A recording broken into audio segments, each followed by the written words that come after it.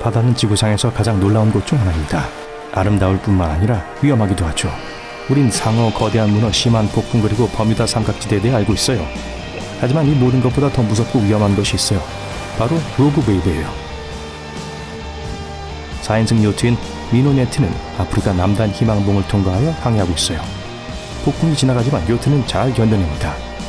저녁 무렵에는 바람이 완전히 잠잠해졌어요. 바다는 고요해요. 폭풍으로 지친 팀은 휴식을 취하려고 합니다. 바로 그때 어디선가 12m 높이의 파도가 나타나서 엄청난 힘으로 요트를 덮쳤어요. 요트는 가라앉았어요. 다행히 모두를 구명보트를 타고 탈출했죠. 그 후 24일 동안 공해상을 표류하다가 지나가던 배에 구조되어 아무도 거대한 파도에 대한 생존자들의 이야기를 믿지 않았어요. 이 이야기는 스릴러 영화의 줄거리가 아니라 1884년 7월 5일에 있었던 실제 사건입니다. 이제 망망대해에서 현대적인 요트를 타고 항해하고 있다고 상상해보세요. 태양이 밝게 빛나고 있어요. 구름 한 점 없어요. 바다는 수정처럼 맑고 고요합니다. 이보다 더 멋진 휴가는 없을 거예요. 갑자기 웅웅거리는 소리가 매우 크게 들려요. 2, 3초 후 잔잔한 바다 표면에서 거대한 12m 높이의 파도가 요트에 충돌해요. 다행히 배는 가까스로 떠있고 파도는 갑자기 나타난 것처럼 갑자기 사라졌어요. 이건 2018년 6월 17일 요트 켈라 에린에게 있었던 실제 사건이에요. 이런 파도를 부른 이름도 다양합니다. 백색 파도, 로그 웨이브, 떠돌이 파도, 괴물 파도, 프랑스어로는 나쁜 농담이라고 부르지만 전혀 우습지 않아요. 그런 파도로 만나면 대개 침몰로 끝이 나거든요. 사이렌, 바다괴물, 포세이돈의 분노, 고대 사람들은 이 파도의 출현을 이렇게 설명했어요. 크리스토퍼 콜럼버스는 로그 웨이브를 자연현상으로 기록한 최초의 인물이었어요. 1498년 8월 선원들이 나중에 아메리카로 밝혀진 서인도의 해안을 탐험하고 있었을 때 귀청이 터질 듯한 굉음을 들었고 갑자기 26m가 넘는 높은 파도가 나타났어요. 다행히도 파도는 지나갔고 콜럼버스는 항해를 계속했어요. 그 후 이런 현상에 대한 많은 보고가 있었지만 아무도 선원들의 말을 믿지 않았어요. 이너? 크라켄? 괴물파도라고? 정신 차려! 악몽 같은 파도를 목격했다고 주장하는 사람들에 대한 일반적인 반응은 이랬어요. 22.6m의 파도가 1942년 갑자기 영국 여객선 퀸 메리호를 덮쳤을 때도 15,000명의 목격자의 증언도 불구하고 심각하게 받아들이지 않았어요. 1995년에야 로그 웨이브는 특별한 기기를 이용해 공식적으로 기록됐어요. 그날 25.9m의 파도가 노르웨이 가스 플랫폼 드라우프너를 강타했어요. 이런 파도의 본질을 연구하기 위해 2000년에 유럽연합은 맥스 웨이브라고 하는 국제 프로젝트를 시작했습니다. 이 프로젝트의 일환으로 과학자들은 전 세계 바다를 관찰하기 위해 2개의 위성을 발사했어요. 하지만 답변보다는 더 많은 궁금증이 생겨났어요. 특수파도 이론에 따르면 파동이 클수록 발생 가능성은 더 적어요.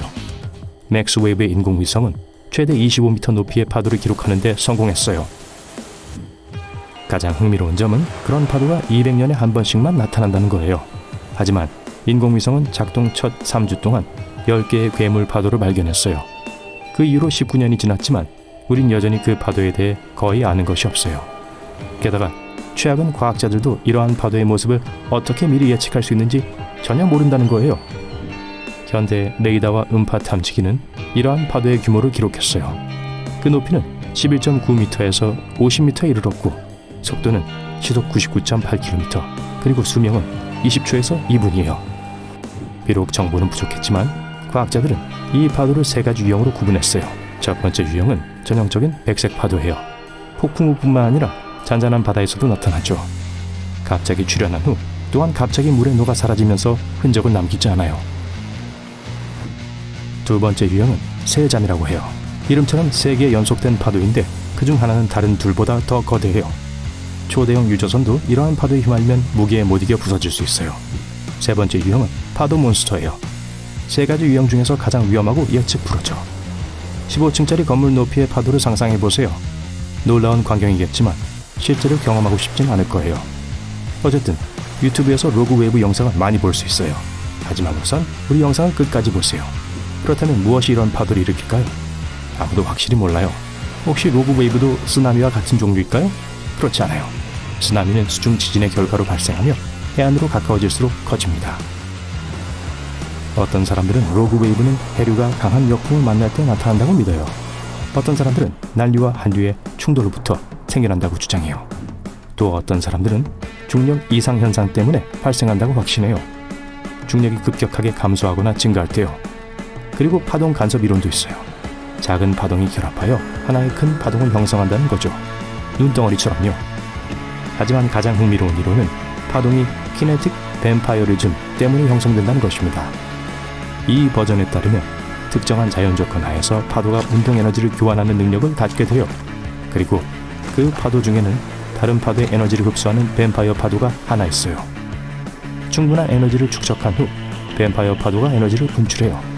이 이론은 그 충돌력과 갑작스러운 소멸을 설명합니다. 일부 해양학자들은 대서양에서 가장 신비로운 장소인 버뮤다 삼각지대에서 선박들이 사라진 것은 로그 웨이브 때문이라고 믿고 있어요. 그곳에서 주기적으로 로그 웨이브가 나타날 수는 있겠지만 삼각지대 미스터리가 그 때문이라고는 할 수 없어요. 그곳에서는 배 외에 파도가 건드릴 수 없는 비행기들도 사라졌으니까요. 이 현상에 더 많은 미스터리를 더하는 사실은 이런 파도가 바다와 해양뿐만 아니라 호수에서도 나타난다는 거예요. 오데호에서 수없이 여러 번 기록되었는데 오데호 중 가장 큰 호수인 슈페리어 호에서 세 자매의 출현이 여러 번 목격됐어요. 로그 웨이브 외에도 선원들은 더 끔찍한 현상인 바다 구멍에 대해서도 이야기했어요. 매우 큰 파도인데 정반대라고 상상해보세요. 바닷속에서 발생한 후 바다에 커다란 구멍을 만들어요. 로그 웨이브와는 달리 공식적으로 기록된 적은 없어요. 로그 웨이브가 물속에 바다 구멍을 형성함으로써 비슷한 방식으로 위험을 초래할 수 있어요. 파도가 쌓이면 주변의 모든 물을 끌어당겨요. 그래서 아랫부분에 생긴 이런 구멍들은 매우 깊을 수 있죠. 뱃머리나 선미가 이런 구멍에 빠지면 즉시 가라앉을 수 있어요. 조스 영화는 웨이브란 영화로 대체되어야 할 것 같아요. 고층 빌딩만한 파도가 덮칠지도 모르는데 상어가 문제가 아니죠. 혹시 포세이돈 어드벤처라는 영화 기억하세요? 거기서 원양 전기선을 전복시킨 건 로그 웨이브였어요. 로그 웨이브를 예측할 수 있는 방법은 없지만 로그 웨이브를 만날 위험을 크게 줄일 수 있어요. 방문하려는 지역의 역사와 지상 기록을 살펴보세요. 대부분의 경우 로그 웨이브는 인도양의 아프리카 동부 해안, 북대서양에서 발견됩니다. 그리고 1985년 가장 높은 파도가 포착된 곳도 대서양 베스트넷 녹등대였어요. 그 높이는 48m에 달했어요. 로그 웨이브도 두렵지 않고 항해를 하기로 결심했다면 날씨 변화를 주시하고 가장 중요한 건 수평선을 자주 살피세요. 멀리서 하나의 파도가 나타나면 피할 수 있는 기회가 있어요. 그런 파도가 보트를 침몰시키지 않고 지나쳐 가거든 꼭 손을 흔들어 주세요.